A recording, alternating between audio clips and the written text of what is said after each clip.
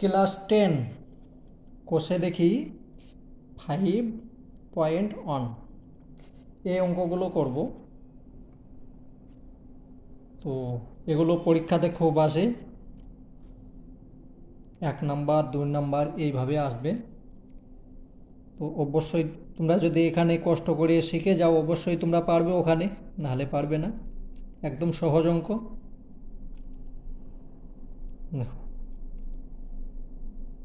এখানে নিচের রাশিগুলি অনুপাতে প্রকাশ করি ও অনুপাতগুলি সমানুপাত, লঘানুপাত না গুণ অনুপাত তা বুঝে লিখি। ঠিক আছে, তো এখানে যে অনুপাতের কথা বলছে, সমানুপাত, লঘু অনুপাত এবং গুণ অনুপাত, সেটাও তো আমাদেরকে জানতে হবে। যদি না জানো তাহলে তো বুঝতে পারবে না।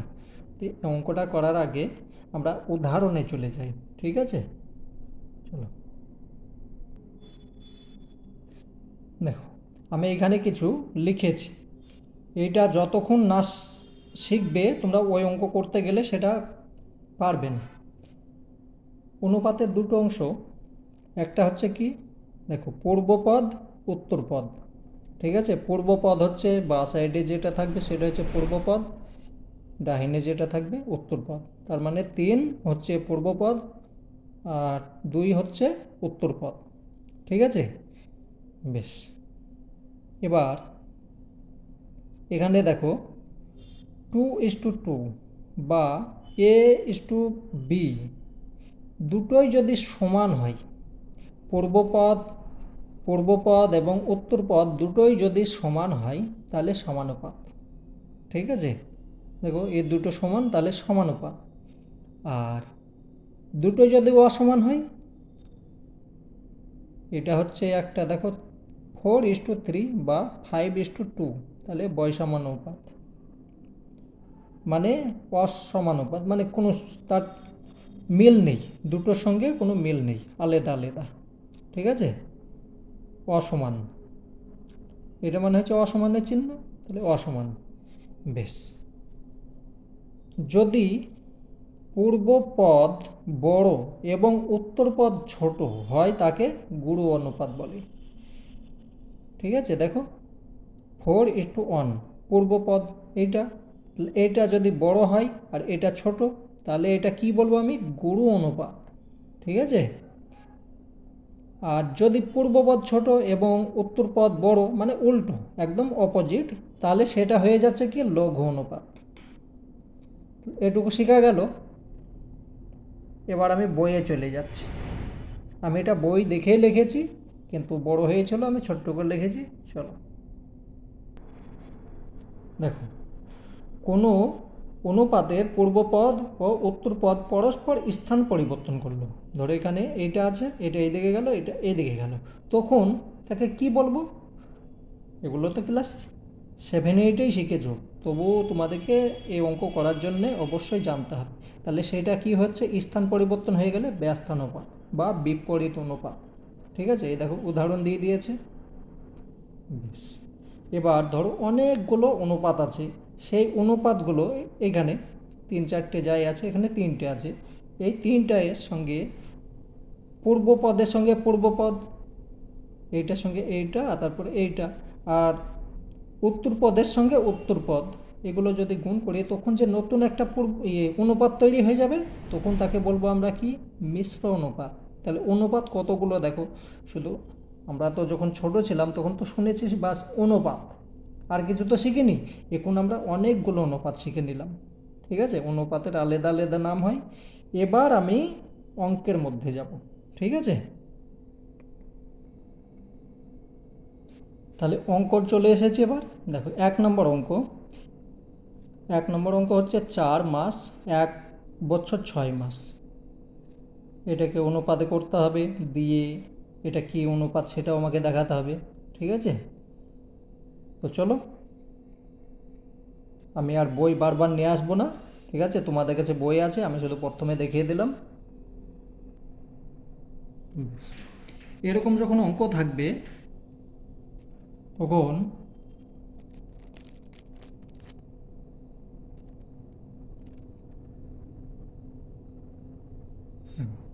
এরকম যখন অঙ্ক থাকবে একই রকম করে নিয়ে চলে আসবে। এখানে মাস আছে তো এখানেও মাস করে নিয়ে আসবে। সমান 4 মাস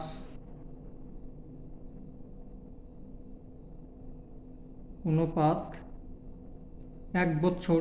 1 বছর মানে 12 মাস, আর এখানে 6 মাস। তাহলে 12 আর 6 ডাইরেক্ট লিখে দিলাম। হ্যাঁ, বা যোগই করে নিই, নাহলে 12 মাস প্লাস 6 মাস।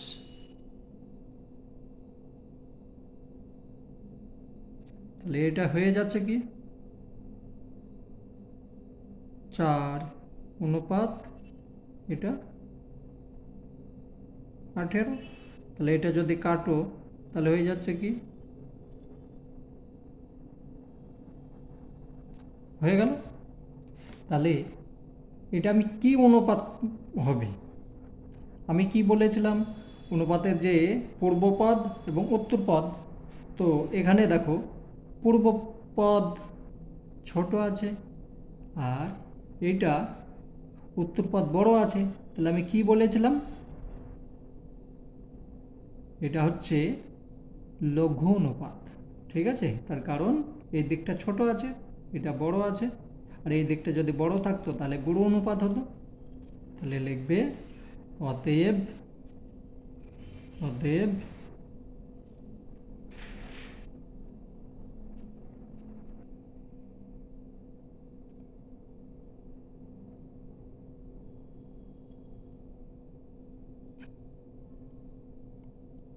এটি একটি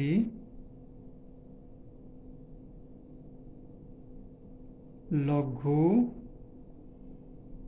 অনুপাত। এটা লিখতে হবে, না লিখলে হবে না। ঠিক আছে, এটা হয়ে গেল। আমি এইখানে পরের অঙ্কটা করছি, জায়গা আছে। দেখো 2 নম্বর 75 পয়সা এবং 1 টাকা 25 পয়সা। কোনো সময় অনুপাত যদি বের করতে হয় দেখবে দুটোই একক একই আছে কি না। যদি একই একক থাকে, ধরো এখানে পয়সা আছে আর এখানে গ্রাম আছে, হবে না। ঠিক আছে, বা এখানে মিটার আছে আর ওখানে লিটার আছে, হবে না। একক একই রকম থাকতে হবে, তবেই হবে। তো যাই হোক, এখানে পয়সা আছে, এখানে টাকা আছে, তাহলে একই একক আছে। এটাকে আমি পয়সাই করে নেবো, যেহেতু পয়সাই ছোট আছে। সমান 75 অনুপাত এটা 1 টাকা মানে 100 পয়সা, আর এখানে 25, তাহলে 125 হয়ে গেল। আমি ডাইরেক্ট করে দিলাম। আর তোমাদেরকে তো, তোমরা তো বাচ্চা নয় যে যোগ বিয়োগ শেখাবো। তাহলে এখানে হলো 75 আর ওইটা হলো 125। এটা কাটলে কত হচ্ছে, 3 25 125 আর 5 25 125। 3 25 75, 5 25 125 হয়ে গেল। তাহলে এটাকে কি বলবো, এটা হচ্ছে অতএব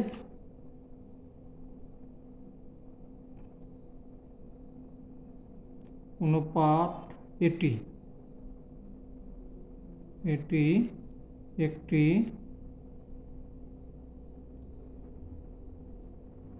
কি লঘু অনুপাত। লঘু অনুপাত যদি বলে কেন, তার কারণ পূর্বপদ ছোট উত্তরপদ বড়, তার জন্য লঘু অনুপাত। চলো পরেরটা দেখছি। 3 নাম্বার 60 সেন্টিমিটার এবং 0.6 মিটার সমান, এখানে আমি সেমিতে পরিবর্তন করে নেব। তাহলে দেখো মিটার ডেসি সেন্টি কয় ঘর যাচ্ছে, 2 ঘর, মানে 100 দিয়ে গুণ হবে। 100 দিয়ে গুণ হইলে তার মানে এখানে 60 হয়ে যাচ্ছে। ঠিক আছে, তাহলে 0 কাটলে 1, এটা কেটে দিলে তাহলে থাকলো কি, সমান সমান থেকে গেল 1:1। তাহলে এটাকে কি বলবো আমি, সমানুপাত। ঠিক আছে, সমানুপাত। লেখো, অতএব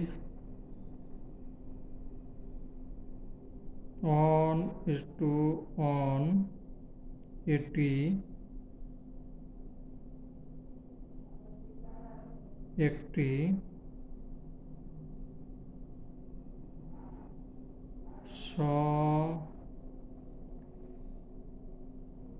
সমান্য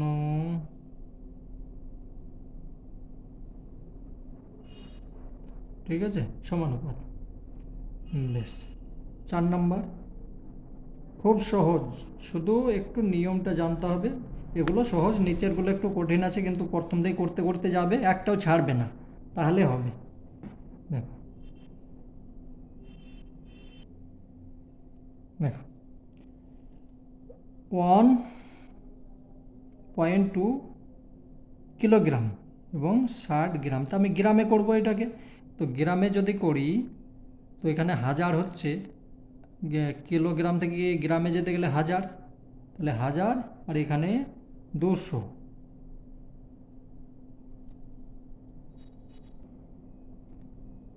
সমান, তাহলে আমার হয়ে যাচ্ছে কত, 1200 অনুপাত এটা। তাহলে 0 0 কাটো, 6 20, তাহলে এখানে 20 হচ্ছে, আর এখানে 1 হচ্ছে। তাহলে এটা কি বলবো আমি, এটা গুরু অনুপাত, তার কারণ পূর্বপদ বড়, উত্তরপদ ছোট। অতএব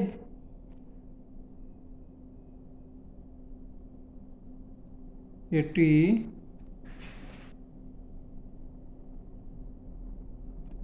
একটি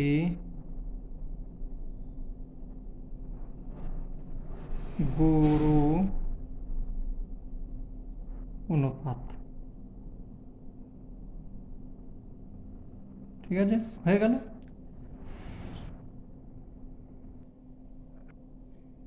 এক নম্বর অঙ্ক শেষ। এবার 2 নম্বর। 2 নম্বরে বলছে যে পি কিলোগ্রাম ও কিউ গ্রামের অনুপাত লিখি। অনুপাত অবশ্যই হবে, যেহেতু একই একক আছে। তাহলে পি গুণ 1000 লিখলাম, তার কারণ আমি গ্রামে নিয়ে যাচ্ছি, অনুপাত এখানে কিউ থাকলো। এইটাই উত্তর। আগে 1000 লিখে দেবে, তারপরে পি লিখে দেবে, আর কিউ, অনুপাত হয়ে গেল। এইটাই উত্তর।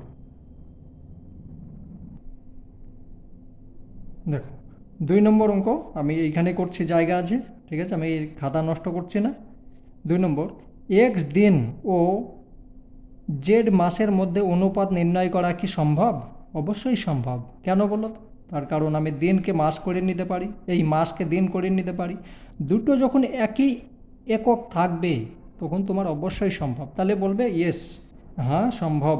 এর যদি যুক্তি দিতে বলে, অবশ্যই যুক্তি দেবে, ঠিক আছে।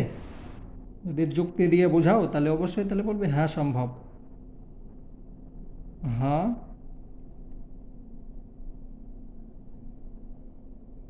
সম্ভব। তো কিভাবে? তখন লিখবে যে আমি এক্স দিন জেড মাসকে আমি দিনে পরিণত করতে পারি, বা এক্স দিনকে মাসে পরিণত করতে পারি, এটা লিখবে। দুটো একই একক হলে আমি তাকে অনুপাত করতে পারি বা করা সম্ভব, এটা লিখে দেবে। আমি লিখলাম না, চলো পরের দেখছি। 3 নম্বর। 3 নম্বর বলছে একটি অনুপাত তার ব্যস্ত অনুপাত, মিশ্র অনুপাত, কী ধরনের অনুপাত তা লিখি। ঠিক আছে, তো একটা অনুপাত ধরো এ অনুপাত বি লিখলাম, ঠিক আছে, এটা একটা অনুপাত লিখলাম। তা এইটার ব্যস্ত অনুপাত, অতএব তার ব্যস্তানুপাত ব্যস্তানুপাত ব্যস্ত অনুপাত কত হচ্ছে, এটাকে এইদিকে এইদিকে মানে উল্টো করে দেবে, বি অনুপাত এ। ঠিক আছে, ব্যস্ত অনুপাত হয়ে গেল। তাহলে এবার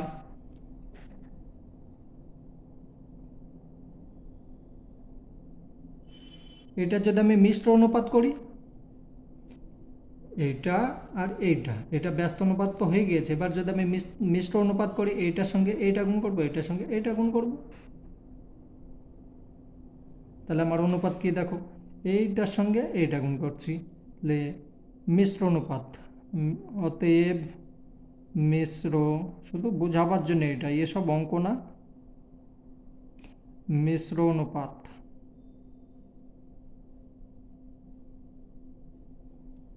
এর সঙ্গে বি গুণ করলাম, তাহলে আমার সমান সমান পেয়ে গেলাম কি, এ বি অনুপাত বির সঙ্গে এ গুণ করলাম, তাহলে এ বি হচ্ছে।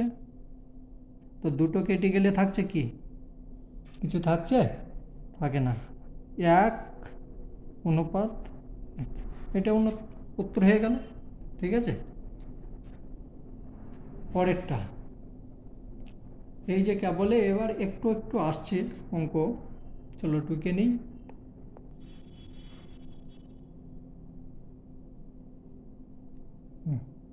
4 নম্বর অঙ্ক, এ বাই বি অনুপাত C, comma B by C অনুপাত এ আর সি বাই এ অনুপাত বি। তো এইটার কি বলেছে, মিশ্র অনুপাত। মিশ্র অনুপাত মানে কি, এইটার সঙ্গে এই পূর্ব পদের সঙ্গে পূর্ব পদ গুণ হবে, আর উত্তর পদের সঙ্গে উত্তর পদের গুণ হবে। ঠিক আছে, তাহলে আমি এখানে কি লিখব, সমান উত্তর পূর্ব পদগুলো আগে লিখে নিই, এ বি গুণ বি সি গুণ সি এ, আর এখানে অনুপাত সি এ বি। ঠিক আছে, এটার গুণ চিহ্ন দিলাম না, এমনি হয়ে যাচ্ছে। বেশ, দেখো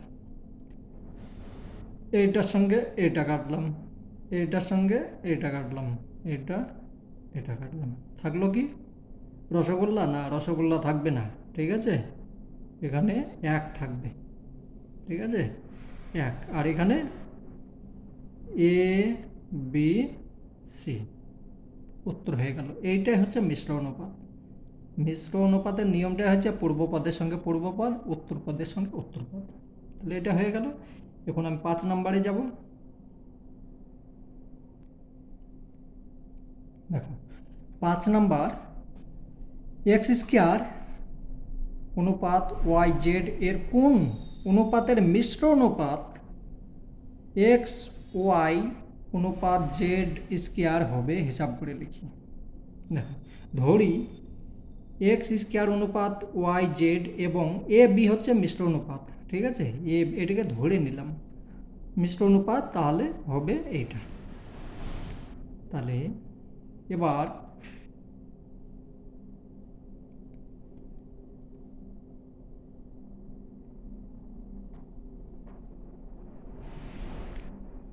এইটার সঙ্গে এইটা গুণ করবে, এইটার সঙ্গে এইটা গুণ করবে, যেহেতু মিশ্র অনুপাত করতে হচ্ছে, বা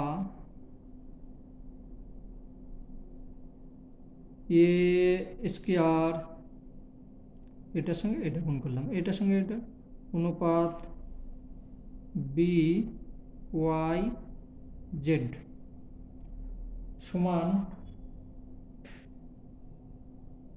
এইটা হবে।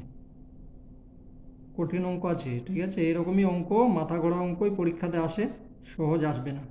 ঠিক আছে, এটাকে তুমি সমাধান করে নাও, সমাধান করলে হয়ে যাবে।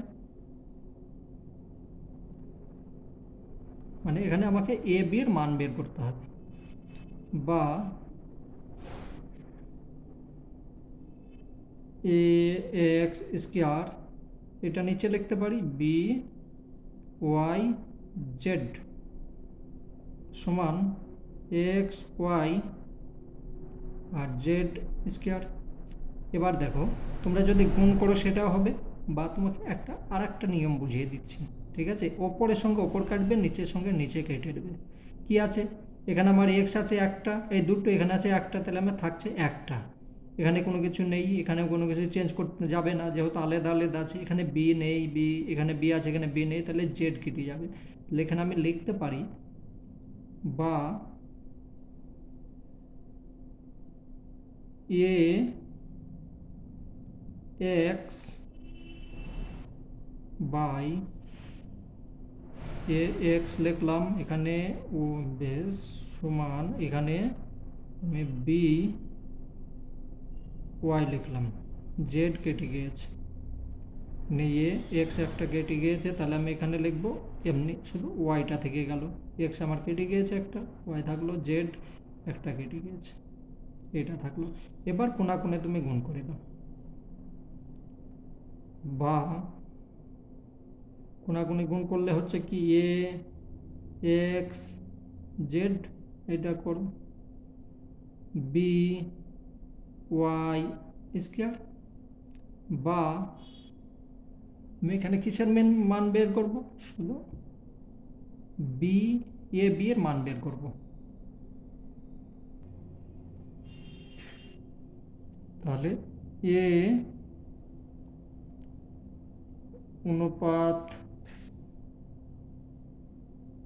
বি সমান সমান কি হচ্ছে, ওয়াই স্কোয়ার অনুপাত এখানে থাকছে কি এক্স জেড, উত্তর হয়ে গেল। ঠিক আছে, এটাই উত্তর হয়ে গেল। তাহলে এখানে লিখব কি, অতএব অতএব নিচে আর খাতা নেই, হ্যাঁ আমি এখানে লিখছি, অতএব এক্স স্কোয়ার অনুপাত X square Y Z, X square অনুপাত ওয়াই জেড,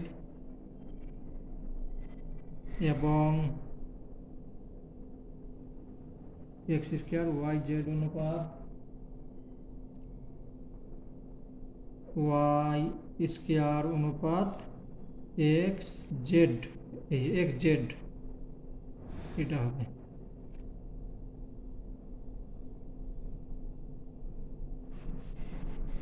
এদের মিশ্র অনুপাত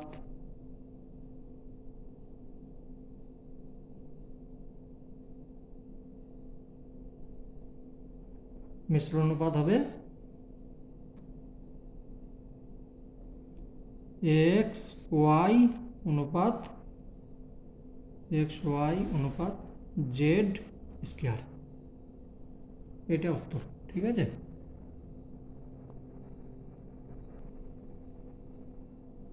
তো 2 নম্বরের 2-6 এটা লাস্ট অঙ্ক। দেখো এক্স স্কোয়ার অনুপাত ওয়াই জেড বাই এক্স, এটা হচ্ছে একটা, ওয়াই স্কোয়ার অনুপাত জেড এক্স বাই ওয়াই একটা, আর জেড স্কোয়ার অনুপাত এক্স ওয়াই জেড, তিনটে আছে সংখ্যা। এইটার কি বলেছে, প্রথমে আমাকে ব্যস্ত অনুপাত বের করতে হবে, ব্যস্ত অনুপাত। তাহলে ব্যস্ত অনুপাত এটা পড়বো, এটা উত্তর। তাহলে ব্যস্ত অনুপাতের নিয়ম কি হচ্ছে, ব্যস্ত অনুপাত উল্টে দেওয়া, তাই তো, তাছাড়া তার কিছু না। ব্যস্ত অনুপাত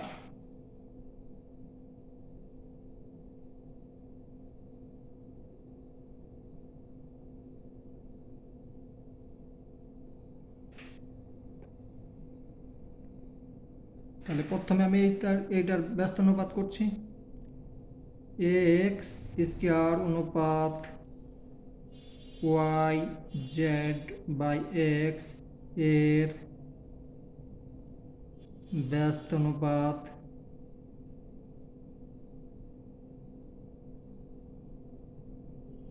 কত, উল্টো করে দাও, তাহলে ওয়াই জেড এক্স, আর এখানে হয়ে গেল শুধু উল্টো করে দাও, আর কিচ্ছু না, হলো। 2 নম্বর ওয়াই জেড এক্স ওয়াই এর ব্যস্ত অনুপাত জেড এক্স বাই ওয়াই অনুপাত ওয়াই স্কোয়ার। আর একটা কি আছে, জেড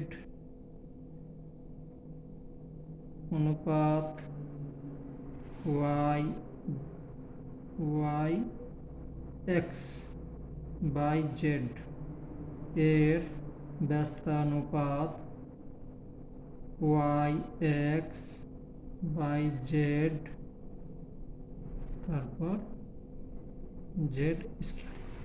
এটা হয়ে গেল কি ব্যস্ত অনুপাত। কিন্তু আর একটা প্রশ্ন করেছে যে অনুপাতগুলি যৌগিক অনুপাত তৈরি করো। ঠিক আছে, যৌগিক অনুপাত। যৌগিক অনুপাত মানে কি, পূর্ব পদের সঙ্গে পূর্ব পদ আর উত্তর পদের সঙ্গে উত্তর পদ গুণ করতে হবে। তাহলে এবার যৌগিক অনুপাত আমি এইখানে করে দিচ্ছি। হ্যাঁ, এখানে হয়ে যাবে যে জায়গাটা আছে।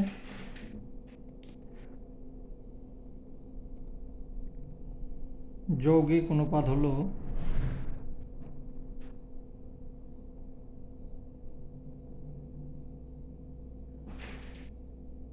এখন এটা এখন নেই কিছু না, এখন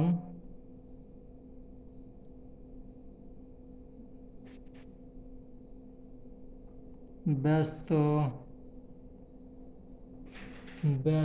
অনুপাতগুলির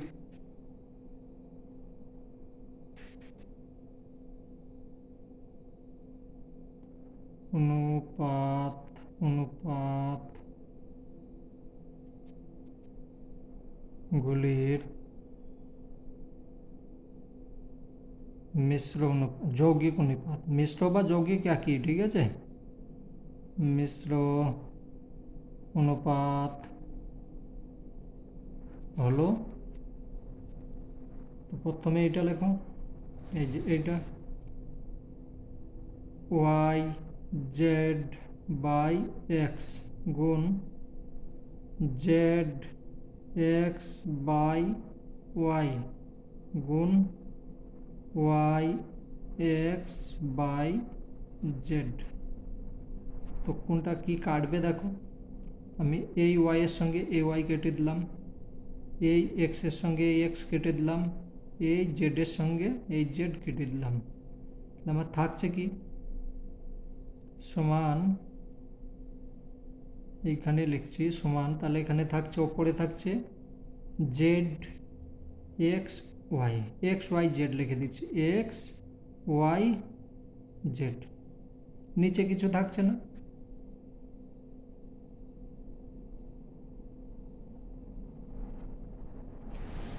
আর এটা হলো ব্যস্ত অনুপাতের বেস, এইটা হলো। এবার আমাকে কি করতে হবে, পূর্ব পদের তো হয়ে গেল, উত্তর পদের দেখি।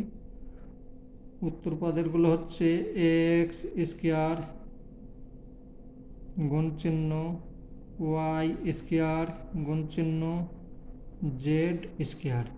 তো কোনো কিছুই যাচ্ছে না, তার মানে আমি সমান সমান এক্স ওয়াই জেড অনুপাত X square Y square Z square করলাম। এবার দেখো এখানে আছে একটা, এখানে আছে দুটো, তাহলে আমার থাকছে কটা, একটা থাকছে, প্রত্যেকটা একটা করে থাকছে, কিন্তু এখানে তো কিছু থাকছে না। তাহলে আমার এখানে অনুপাতে হচ্ছে অন অনুপাত এক্স ওয়াই জেড, এইটাই উত্তর। ঠিক আছে, একটু কঠিন আছে, দেখে নেবে। আজকের মতো এখানে শেষ করছি। আমি যে তোমাদেরকে কষ্ট করে শেখালাম, তোমরা যদি নিজে না করো আমার কোনো কিছু করার নেই, আমি পরে আবার কষ্ট করব। আমার কাজ হচ্ছে তোমাদের বোঝানো, তোমরা করলে না করলে সেটা তোমাদের ব্যাপার। আশা করছি করবে। ঠিক আছে, পরীক্ষায় নাম্বার পেতে গেলে, চাকরি করতে গেলে অবশ্যই ভালোভাবে পরীক্ষা দিতে হবে।